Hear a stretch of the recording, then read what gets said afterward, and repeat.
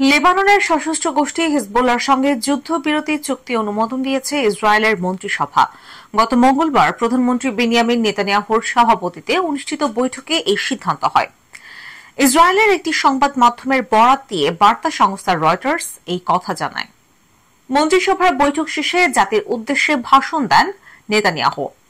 এ সময় চুক্তির পক্ষে যুক্তি তুলে ধরে তিনি বলেন, উত্তর ইসরায়েলের বাসিন্দারা তাদের বাড়ি ঘরে ফিরে যাবেন।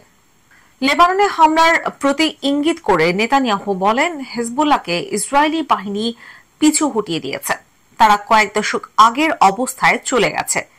ইসরায়েলি প্রধানমন্ত্রী বলেন, হিজবুল্লাহ যদি চুক্তি লঙ্ঘন করে আমরা তাদের উপর হামলা চালাব। ইসরায়েল মধ্যপ্রাচ্যের চেহারা পাল্টে দিচ্ছে জানিয়ে দেশটির প্রধানমন্ত্রী বলেন, হিজবুল্লাহর সঙ্গে যুদ্ধবিরতি চুক্তির মানে হল ইরানের হুমকি মোকাবেলায় এখন বেশি জোর দেয়া।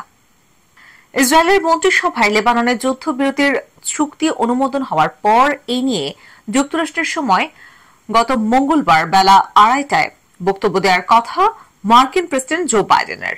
হোয়াইট হাউসের পক্ষ থেকে এই কথা জানানো হয়েছিল। এর আগে যুদ্ধবিরতি চুক্তির বিষয়ে ইতিবাচক ইঙ্গিত দেন লেবাননের প্রধানমন্ত্রী নাজিব মিকাতি ও হিজবুল্লাহ নেতা নাইম কাশেম। গত বছরের 7 অক্টোবর ফিলিস্তিনের গাজায় ইসরায়েলি আগ্রাসন শুরু হয়, তখন থেকেই হামাস ও ফিলিস্তিনের সমর্থনে ইসরায়েলের সঙ্গে সংঘাতে জড়ায় হিজবুল্লাহ। 1 বছরের বেশি সময় ধরে চলা এই সংঘাতে সেপ্টেম্বরের মাঝামাঝি সময় তীব্র হয়ে ওঠে। ইসরায়েল লেবাননে স্থল অভিযান শুরু করে এবং হিজবুল্লাহর কয়েকজন শীর্ষ নেতাকে হত্যা করে।